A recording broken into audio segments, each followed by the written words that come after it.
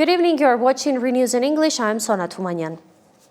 Today, the Belgian Chamber of Representatives unanimously adopted a resolution against Azerbaijan condemning the attack against the Armenian population of Artsakh and the gross violations of international law. The document states that peace in the region is possible only on the basis of mutual respect. The Chamber strongly criticizes Baku's policy on the detention and trials of Armenian prisoners of war and demands their immediate release. Belgium calls for the protection of Artsakh's cultural heritage, for UNESCO to be granted access, and for expanded cooperation with Armenia. The deputies declared that Armenia strives for peace, while Belgium has a duty to support justice. Aliyev's latest visit to occupied Artsakh is no different from a staged theatrical performance, and when it comes to leveling accusations against Armenia, he spares no effort, repeating the claim he has made for several years that Azerbaijan was allegedly caused $150 billion damages over a 30-year period. Lawyers believe that with such a baseless thesis, Baku is not heading for a legal victory, but toward a legal dead end. He made his latest visit this past month to occupied Artsakh, this time to Shushi, where he is monitoring construction work. During his previous visit, Aliyev, again without presenting any factual basis, spoke of some absurd calculations, alleging that Armenia had exploited Artsakh's resources for 30 years, causing over $150 billion in damages to Azerbaijan. That sum is multiple times greater than Armenia's GDP for 2023. The commission, composed of state bodies involving foreign experts in its work and using international experience, has estimated the damage cost to Azerbaijan as a result of the occupation at approximately $150 billion. Azerbaijan will face a serious legal problem if it takes this thesis to arbitration, says human rights specialist Ara Ghazarian. According to him, it is very difficult to prove that the resources were used specifically by means of Armenia. Even if it were proven, achieving a result would be difficult because first, Azerbaijan must prove that Armenia allegedly occupied Artsakh, and then that the people used those resources to meet their own needs, not out of an attitude of ethnic intolerance toward Azerbaijanis. Why is Azerbaijan trying to resolve this serious issue through these individual trials against the military-political leadership of Artsakh? Because they understand it will be very difficult to prove their case in international courts and to overcome the conditions. I mentioned about 10 of them. That's why they are trying to obtain evidence through these individual trials, something in which I believe Azerbaijan has not succeeded. Since 2010, according to Ghazarian, Azerbaijan has tried to point the finger at Armenia in every individual case, but it cannot be said that these attempts are accepted on the international legal stage. Generally, in legal terms, it is more difficult to substantiate the subjective element, the intent, the premeditation, than the objective element. The objective element is simply that your soldier is there, period. But the subjective element is for what purpose is he there? The people of Artsakh say we are defending ourselves there. We live and have lived there, therefore it is not an occupation. And Armenia was helping us, which is also not an occupation. Lacking a factual basis, Aliyev wants to obtain it through testimonies coerced from prisoners. The military-political leadership of Artsakh has now been in Baku's prisons for over 650 days, currently without visits from the Red Cross. But as you can see, for the developments that took place in the Republic of Artsakh, Azerbaijan is internationally demanding that Armenia be held responsible. And in order to establish Armenia's responsibility, it is very important for them to substantiate Armenia's involvement and its extraterritorial jurisdiction over the unrecognized Republic of Artsakh. And yes, in my assessment, these testimonies are being coerced precisely for the purpose of substantiating certain facts in those court proceedings. Azerbaijan is generating arguments, says Saranush Sahakyan, a representative for the prisoners of war, adding that we only receive fragments from the court cases via media outlets that work for the Azerbaijani government. Therefore, in this case, I believe we are dealing with the operations of Azerbaijan's fraud and falsehood-generating machine, and the words attributed to the Armenians were likely not even said by them under duress. At least in the case of Ruben Bardanian, this is certain for us. Azerbaijan will fail here, I am sure of it. But nevertheless, they have nothing else. On the contrary, they want the legal processes and international tribunals to come to a halt, because I believe Azerbaijan is afraid that as a result of these processes, the crimes they have committed, their international crimes, will be exposed. So this is more about rhetoric than about genuine objective evidence that could create serious problems for Armenia in legal forums. As a condition for peace, Azerbaijan tells us to withdraw our court cases from international bodies, while it continues to assemble new packages of accusations. In a pointed move, Azerbaijan has pulled out of the upcoming Commonwealth of Independent States Economic Council meeting in Moscow. According to Azerbaijani media reports, the decision is a response to several key grievances. This include the recent events in Yekaterinburg, the downing of an Azel aircraft by Russia late last year, and what Baku calls Moscow's unwillingness to take adequate steps to resolve these issues. Armenian authorities have solved the 27-year-old murder of a former top official in what the investigative committee is calling an unprecedented breakthrough. In a statement released today, the committee announced it has cracked the case of former Deputy Defense Minister Bahram Khorkhoruni's murder. One suspect, identified only by the initials SA, has been arrested and a criminal prosecution has been launched. Officials have pledged to provide more details as the preliminary investigation continues. Following this development, the head of the committee has also ordered a review of other high-profile cold cases. Prime Minister Nikol Pashinyan will be on vacation for 6 days from today until July 23 inclusive. The Prime Minister's press secretary made a post about this on Facebook. Now to the United States. State Department spokesperson Tammy Bruce says the U.S. supports efforts to foster peace and stability in the South Caucasus. We're monitoring developments closely, she stated. Meanwhile, the United States is increasing its pressure on Russia. According to Levit, countries that purchase Russian oil will also face sanctions, a move she described as a severe blow to Russia's economy. The Russian side has been given 50 days to agree to a ceasefire. Well, in 50 days, as the president clearly laid out, if there is not a ceasefire agreement or a peace deal within that time frame, if Russia refuses to legitimately agree to a ceasefire, then they will face very steep tariffs and they will also face secondary sanctions. So countries that are purchasing oil from Russia will be sanctioned as well, and of course that will do deep damage to Russia's economy. And I would just add that the president wants this war to end with a diplomatic solution. He's been pushing for it. This administration has spent many hours and a lot of time trying to solve this war very far away, but the president wants to stop the killing and he wants to save lives.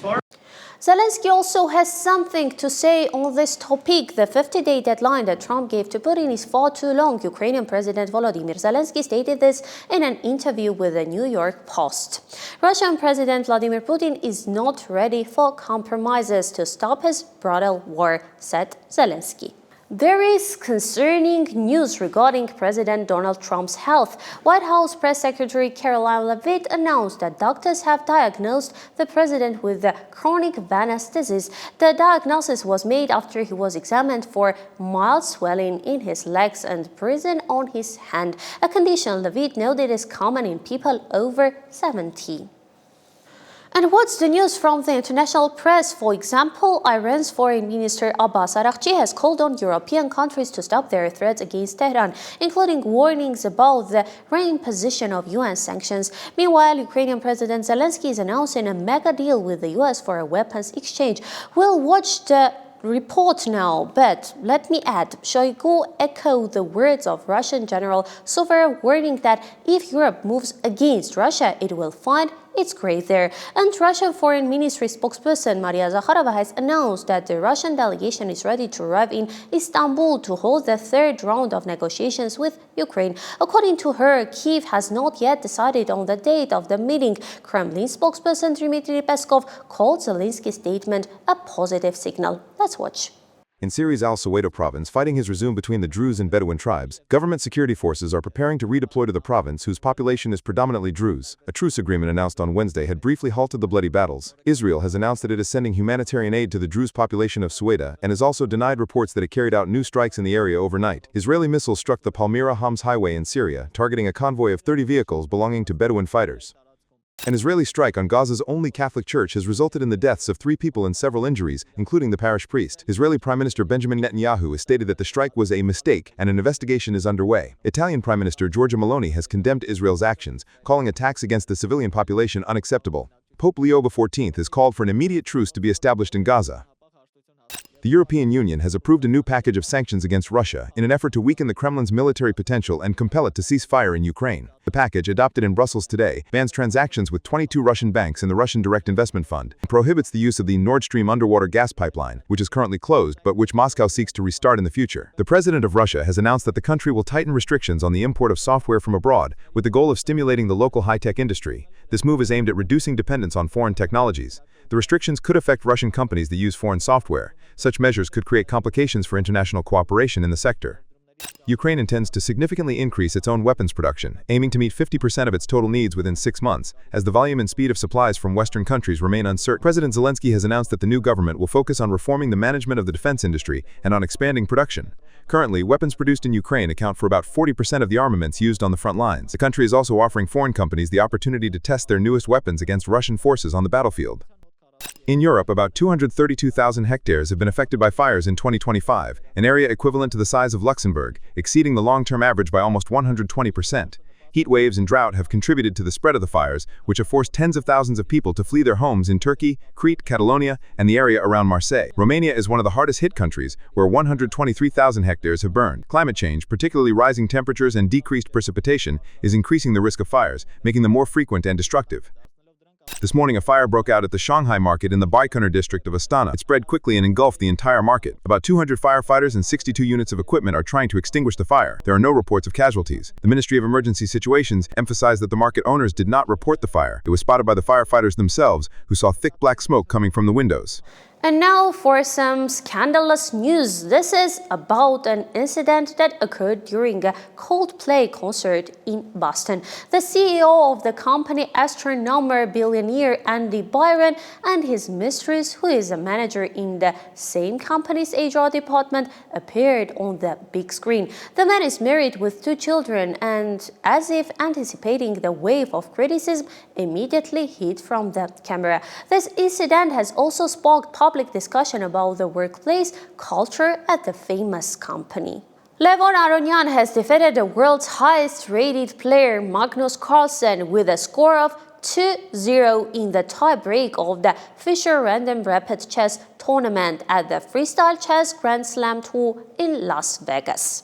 From the Bohemia of Montmartre to Charles Aznavour Square in Yerevan, with him we travel along paths of emotion. His song She makes every woman feel incomparable. He was a man who would live when he knew love wouldn't be served for dinner. Finally, we can meet Aznavour in Yerevan, right in the heart of the city. The statue of the national hero of Armenia was cast in Gyumri and was installed 2 days ago. Attending the event are Yerevan Mayor Tigran Avinyan, Minister of Education, Science, Culture and Sport Jean Andreasyan, the Ambassador of France to Armenia Olivier de Cotigny, and the chansonnier's son Nicolas Aznavour. La bohème, ça voulait dire on est heureux ici. We are not in Montmartre, but in this corner of the capital's heart, the Yerevan Bohemia once thrived. Artists and dreamers, from Yerevan Kochar to Levon Nersessian, had loud or quiet, mysterious conversations, and life beat to a different rhythm here. Today, Bohemia is returning. This is not just a monument, but a living presence, a breath, an eternal love, a strong connection between Yerevan and Paris in the imagery of memory and dreams. Aznavour is here, closer to his audience than ever. He is always present. He is with us. Aznavour returned to his homeland forever, surrounded by his audience, warm and affectionate, with them and among them.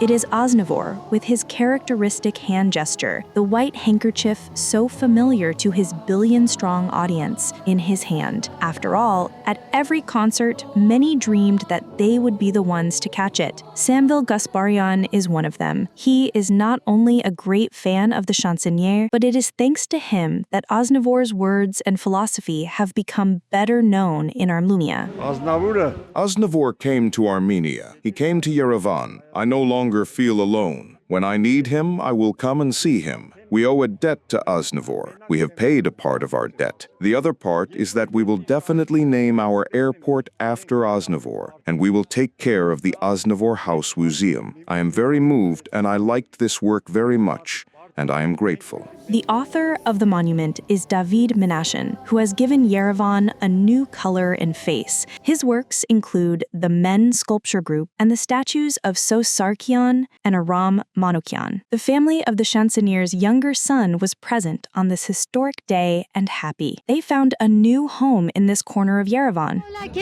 Nicholas, what are your feelings? It is a very delicate work done with great talent. How do you evaluate it? Énormément, oui. Je trouve que c'est... It is a tribute worthy of my father. From the stage, he recalled that 2 years ago, a park named after Aznavour was opened in the heart of Paris at the beginning of the Champs-Élysées, and Mayor Anne Hidalgo promised that another statue of Aznavour would be placed right there, creating a powerful link between France and Armenia. J'espère que ces deux lieux I hope that these two places, both in Yerevan and in Paris, will be able to form a strong bridge between France and Armenia, a connection that my father never ceased to embody throughout his life. In Paris's Place de l'Odéon, near the paternal house on Rue Monsieur le Prince, so often described in his interviews, books, and songs, a bust of Aznavour already greets and bids farewell to passers-by. Another one has been warming the hearts of the people of Gyumri since the 2000s. It was a symbol of infinite love and gratitude towards Aznavour, who brought them light and hope after the Spitak earthquake. It is the first time in my life that I have to get undressed in front of people. And now, he was watching the ceremony from the sky, and who knows, perhaps joking again with his characteristic humor. I got undressed again. Hasmek Erekelian, Levon Basmanian, ReOpen Media. For more updates, follow us on YouTube, Telegram, Instagram, X, and Facebook. Daily news and full coverage are available on our official website. I am Sona Tumanyan. Stay informed with ReNews.